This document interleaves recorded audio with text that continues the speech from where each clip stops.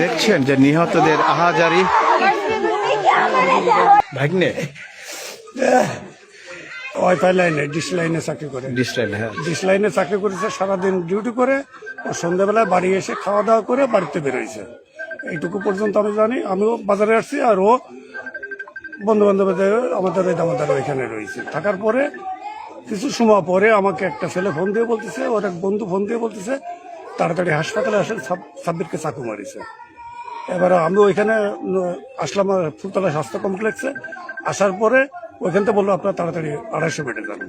আমি ওইখানে ভিতরে না ঢুকে আবার 250 বেডে আসলাম। 250 বেডে এসে দেখি মারা গেছে। আচ্ছা আচ্ছা, ওর সাবির বয়স কত হবে? 18 বছর। 18 বছর না? আর আপনাদের বাসাটা কোথায়? আমাদের দামোদর 7 নম্বর ওয়ার্ড। দামোদর 7 নম্বর ওয়ার্ডে, ফুলতলা না? আর ঘটনা ঘটছে কোথায় ঘটনাটা? ফুলতলা ওই দামোদারি ঘটছে, ওটা মানে 8 নম্বর ভিতরে ঘটছে। আচ্ছা আচ্ছা। তুমি কি আমার আমার বড় দেখে নিলে